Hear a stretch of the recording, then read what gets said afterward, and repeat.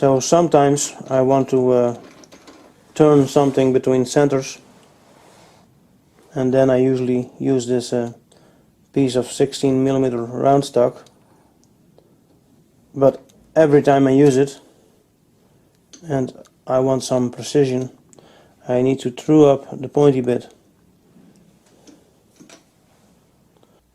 As you can see, my old bench lathe doesn't have a more traditional compound slide, so every time I want to true up a pointy bit, I will have to loosen this nut here and change the angle on the top slide to a 60-degree included angle.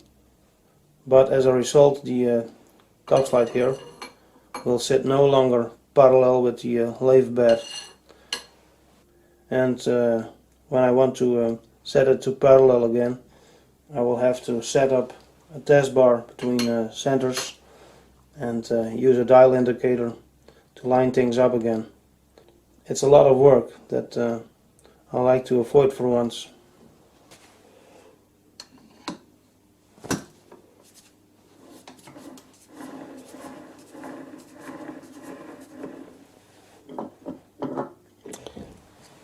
I don't know if you can see that on camera. Looks a bit dark, but this spindle nose does have a taper. Unfortunately, I have no idea what kind of taper. This is MT2,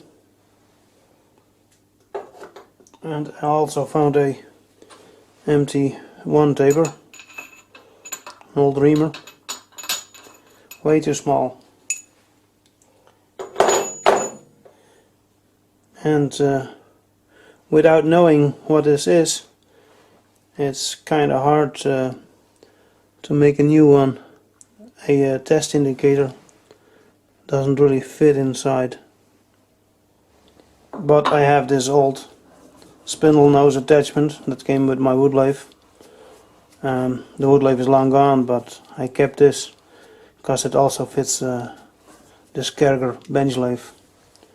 And I think I can make this into a fixed center.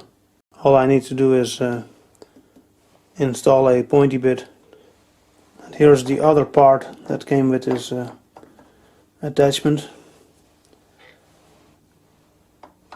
And I think it must have been a drive dog originally, because what else could it have been? It will certainly be able to drive my lathe dog. I think that will work out. That's a bit more than 14mm. I was planning to bore this out to 16mm, and especially for that job I made this boring bar holder. But as so often happens, I've changed my plans. I am now going to drill this out to 15.5 and then ream it to 16mm, so I can fit a piece of this round stock that I was also using in the 3-jaw chuck as a pointy bit. I think drilling and reaming will be better, because if the top slide isn't sitting 100% parallel with the lathe bed, this hole might end up tapered, and this round stock might not fit.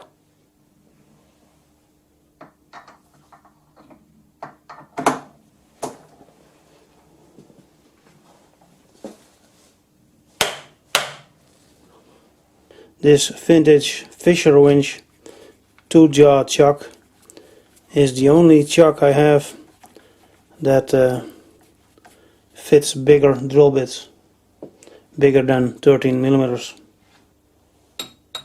It actually runs reasonably true, although I do not have the proper small chuck key for it, and it is kind of annoying that it only has a very short MT2 taper, so it cannot be ejected by the tailstock. You have to hammer it out. This chuck came with the lathe, so it might be just as old, and that's more than 100 years. Looks like the start of the hole is definitely larger than the rest. Locking the tailstock in place.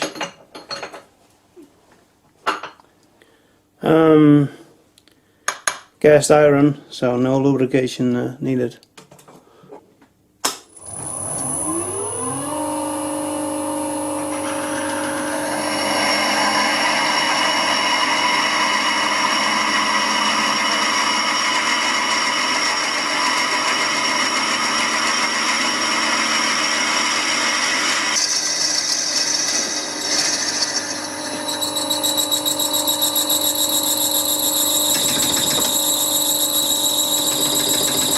That's the set screw. No more set screw.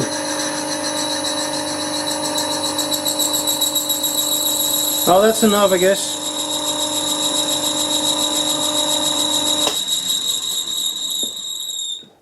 Lots of squealing noises. I'm looking to the square hole here. I'm definitely deep enough. Alright, let's ream this thing. I just found out that the chuck key for my 80mm 4-jaw chuck also fits this 2-jaw drill chuck.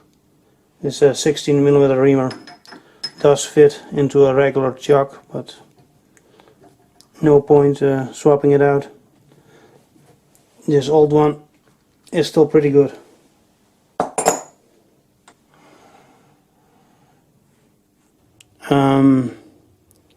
I will probably have to stop once or twice to clear out the chips, or maybe they will fall out through the square hole. We'll see how this goes. That definitely needs to run a bit slower. 180 RPM.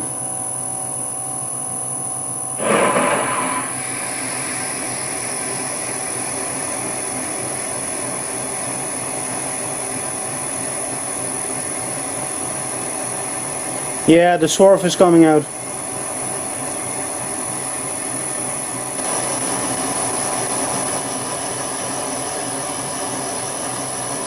It's very easy to ream this stuff. I think I'm there. Oh, shouldn't run the lathe in reverse. Yeah, I can see the start of the reamer. No need to go any deeper.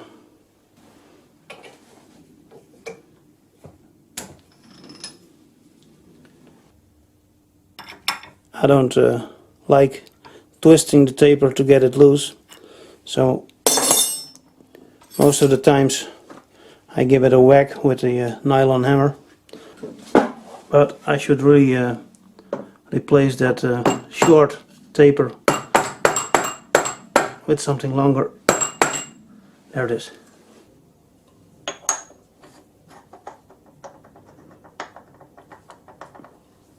There is a little bit of play, but that shouldn't matter. There is a little bit of rust here at the start, and that will take up a little bit of the slack, but it should be fine like this. I have considered using a larger piece, something with a larger diameter, so I could turn a shoulder that would sit flush against the front of the chuck, or a spindle nose attachment, whatever you want to call it. But I will use a piece of this. I can always make something else if it doesn't work out. So I need to drill a hole for a set screw, and I've chosen this position next to the other set screw. I think any position would have been fine, and I could probably do this just as easy on the drill press, but then I never get to use this fancy cross drilling attachment of mine.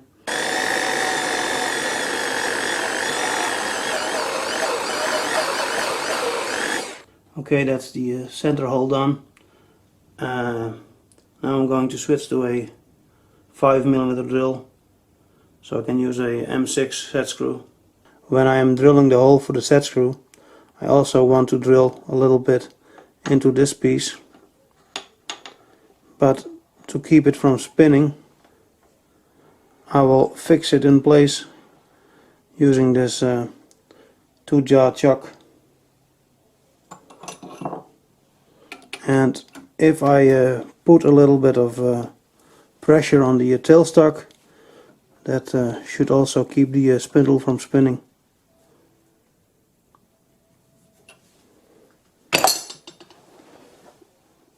I think this will work. Are you ready?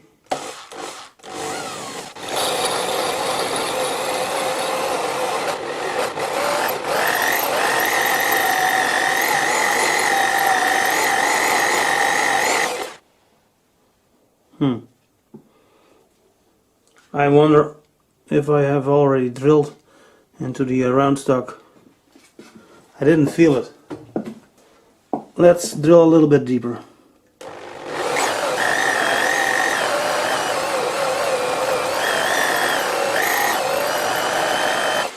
The cross slide is terribly hard to turn.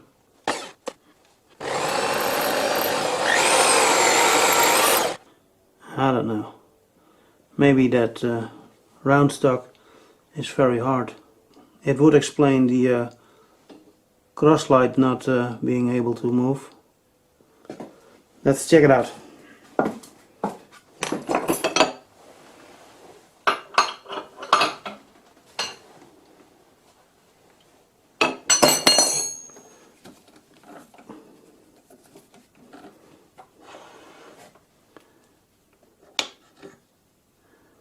Looks like I already nicked it over there, and it's a very little dimple. Well, at least I got the correct position. Here's the set screw I've chosen. It's M8, so I need to enlarge this hole to 6.8mm. And I'm hoping there's enough travel on the cross slide to fit a 6.8mm drill bit.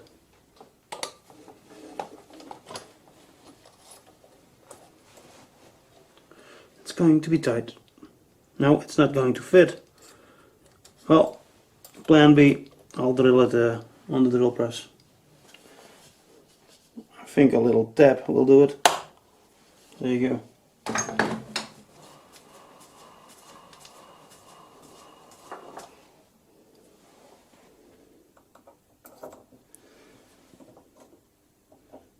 I'm trying to line things up vertically.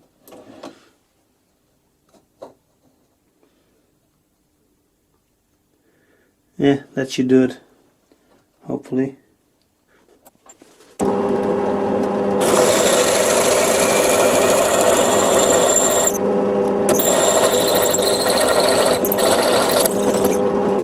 The drill press vise wasn't large enough to rotate this workpiece 90 degrees. I'll chamfer it a bit by hand because the surface is curved.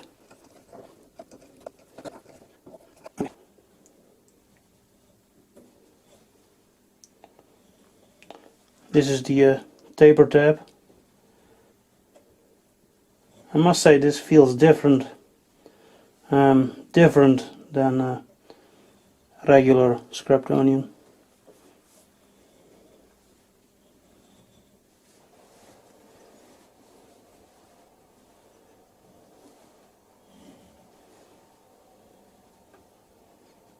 It's a bit sticky.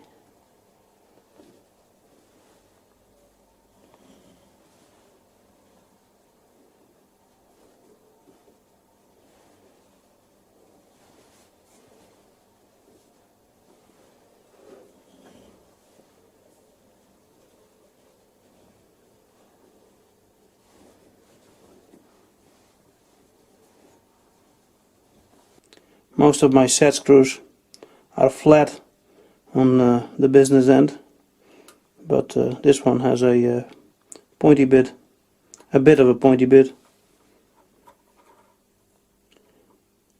I've tried this earlier, but this thread is really tight.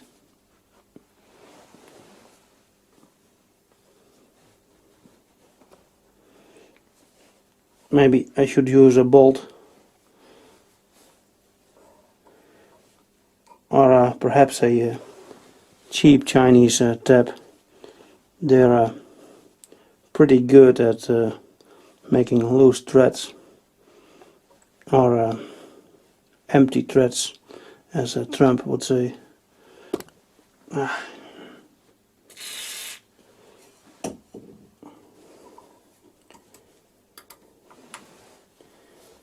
I will retap the threads. This is going nowhere.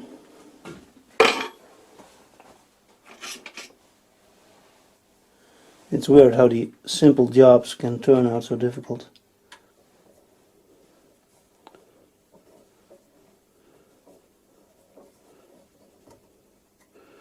That's as far as it will go.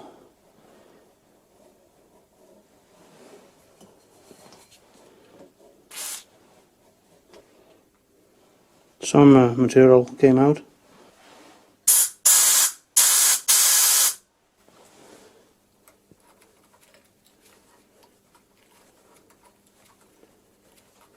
Yeah, that's better. So, you got a double tap cast iron. I should make a mental note of that. It's pretty hard. I think it's case hardened. Forget about it.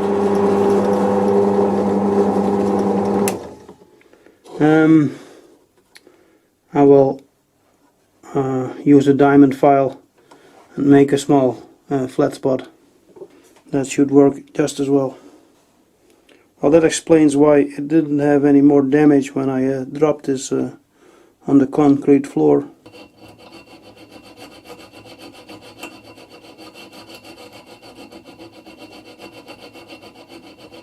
This is terribly hard. It's just taking too long with a file.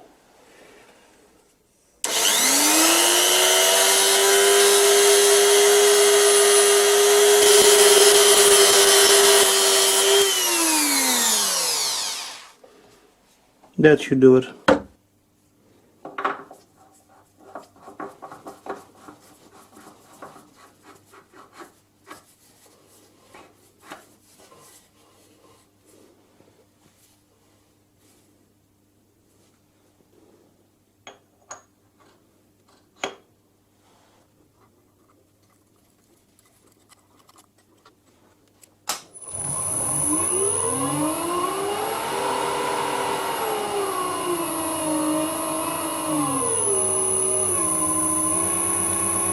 A little bit of a wobble, but to be honest, that was expected. I was going to center drill this side and then part this off, but it might be way too hard for that. Well, it doesn't hurt to try, but I might need the angle grinder to sculpt a pointy bit.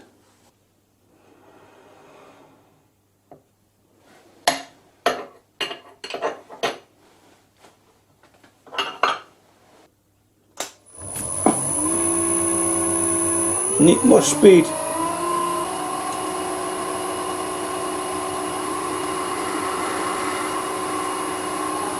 No problem.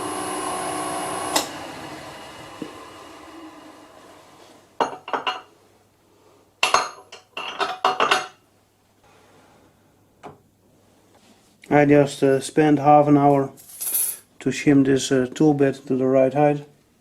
It was probably a waste of time considering how hard this is.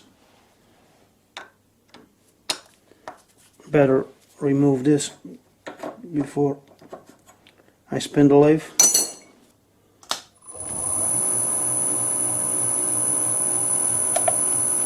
This is a 175 RPM. If I run the lathe slower, I get vibrations. Here goes nothing.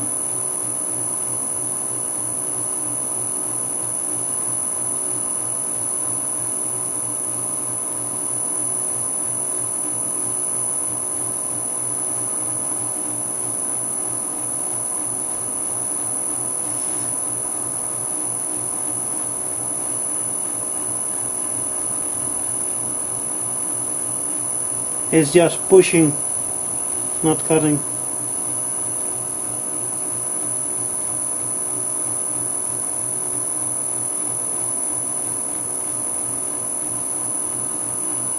Like I said, here goes nothing.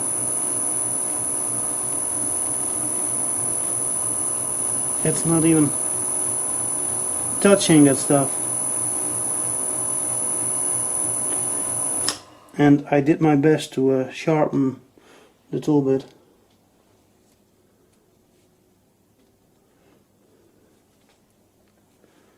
There's a bit of a discoloration, but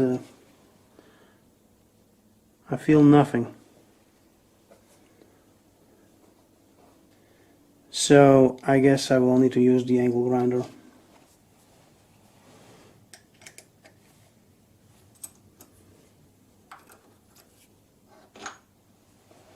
I just used the angle grinder to cut this in half. Of course, I didn't switch on the camera. I set it up, just didn't press record. A real YouTubing nightmare.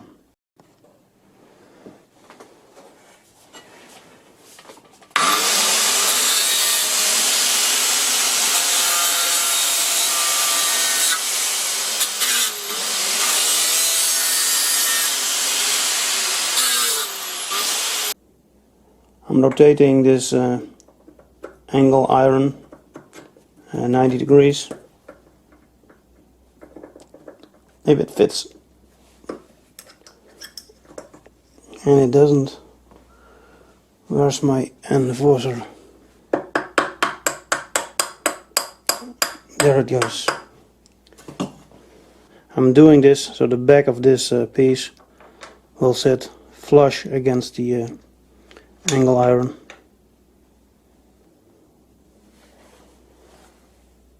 Tightening up the set screw. I don't want this thing to come flying off when I'm turning the pointy bit. So now I'm going to set the top slide to 30 degrees.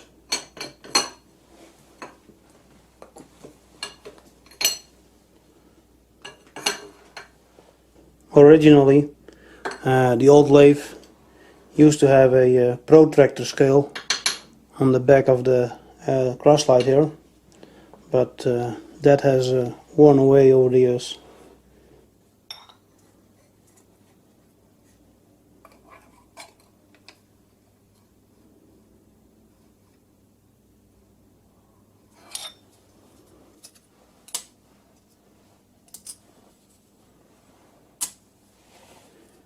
A while ago I bought some inserts with a larger radius, and I do believe they give a better finish than the smaller radius inserts. I also bought a new tool holder, so I now have one for both of my vintage lathes.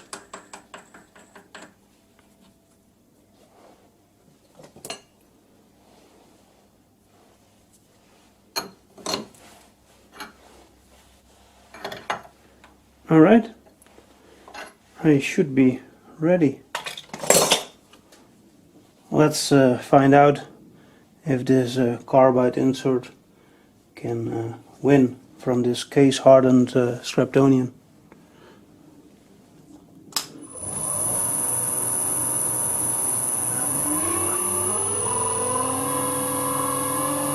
400 RPM.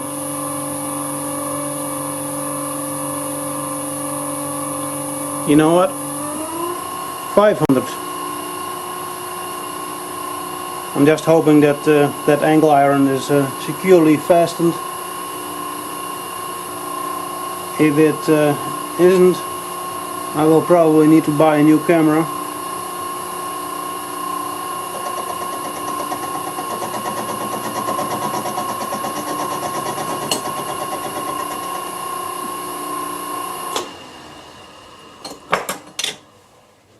I don't like the angle on the insert.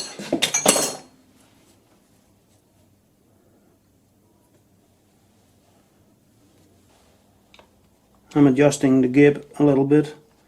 It was set too tight. With an old lathe like this, you're constantly adjusting the gib.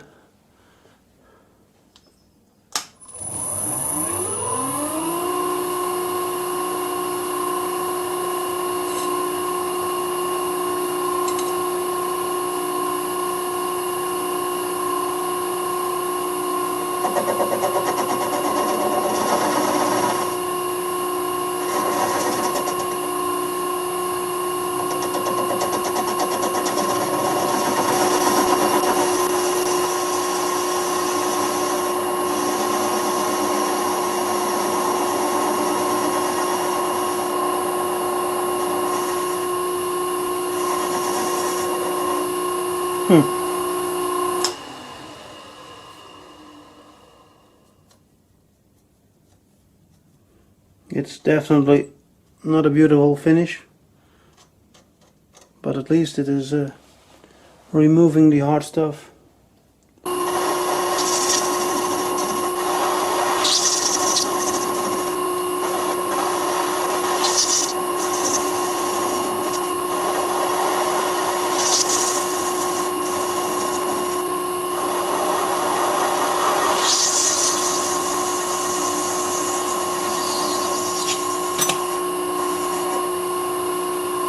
I just set the gib a little looser because it was really hard to turn the top slide, and it gets even harder when you reach the hard stuff.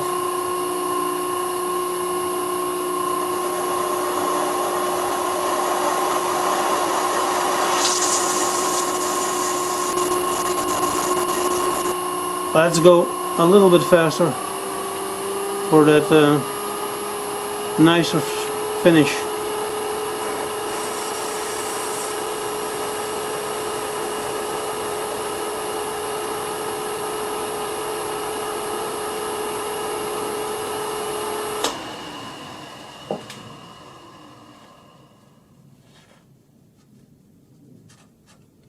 Very acceptable. Although maybe this is a bit too long. I'm currently at my other vintage Karger lathe because I got to drill some center holes in some scraptonium. But first let's clean up this rust.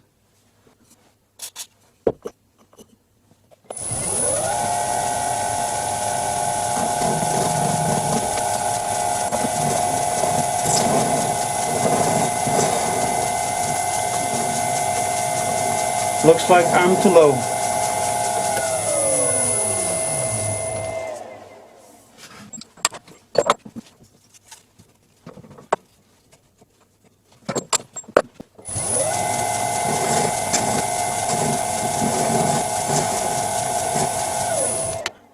That insert is cutting terrible.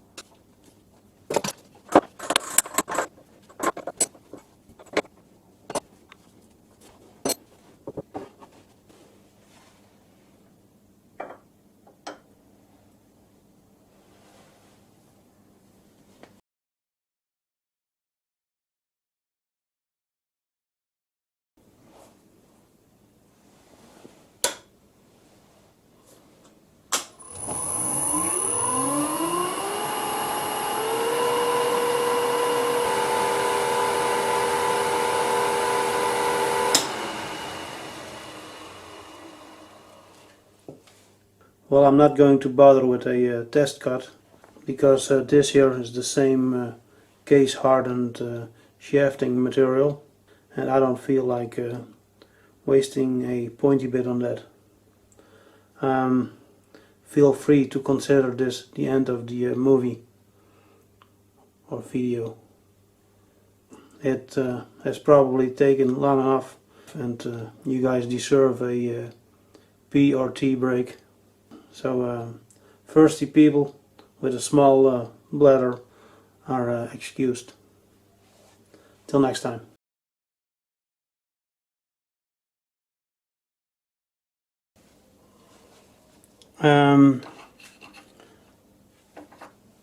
A short while ago, Cam at Battler, a Australian YouTube machining star, showed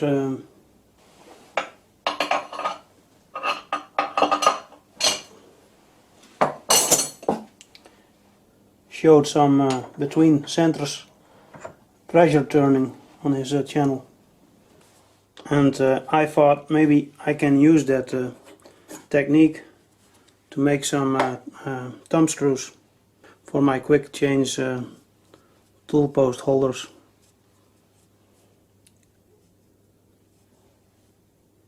Now this lathe doesn't really have a thrust bearing. I'll show you.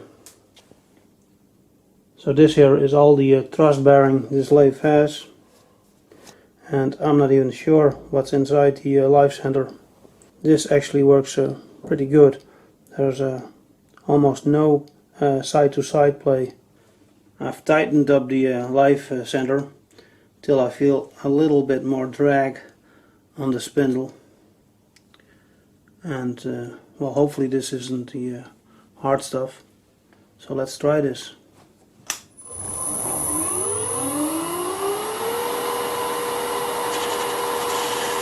Look at that. Oh, it stopped for a moment there. I'm too close to the tailstock. Let's try that again.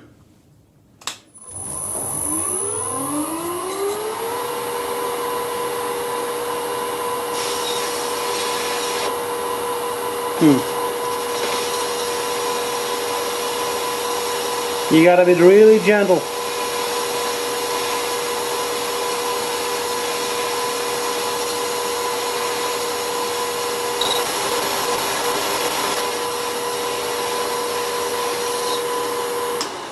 Not perfect, but it might be usable.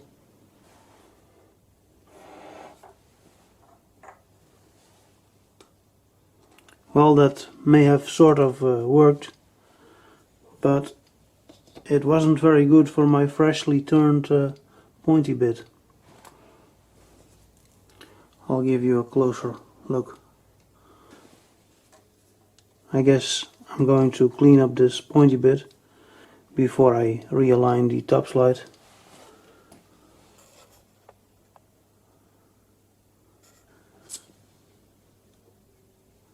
Let's check out that insert under the microscope,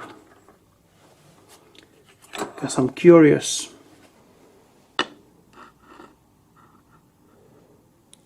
Pressing record on the microscope. Zooming in, that's the wrong turn. Zooming out, I always make the wrong turn, and there it is. Well, that definitely has a little bit of damage on the left side of the pointy bit. Not much. Let's have a look at the side.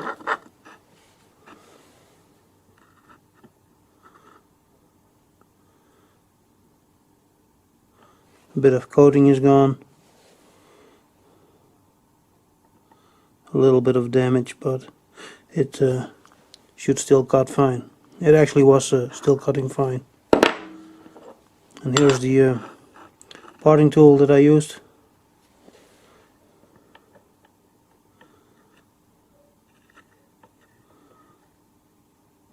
That looks better than I expected, although the right side looks a bit damaged. Let's have a look at the side.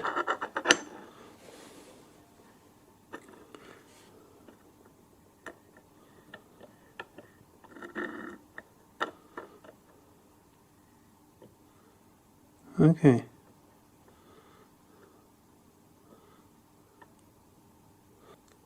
Looks like the pointy bit got bent backwards a little bit by the cross-slide pressure. That could definitely use a bit of a regrind. Well, that's it for me. This is where I stop.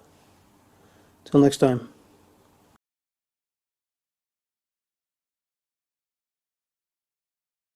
And now I'm going to recut the pointy bit, something I was trying to avoid by making this fixed center, but that's life, I guess. I'm using the same used insert for this.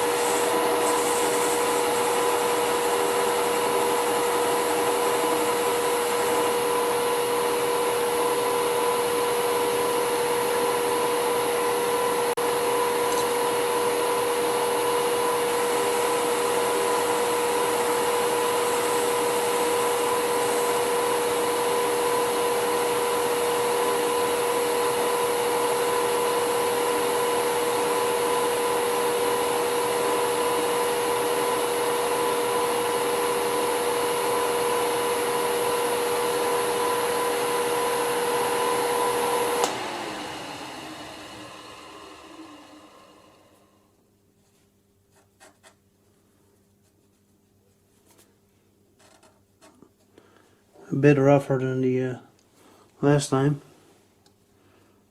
but I think the damage is all gone, so this will have to do.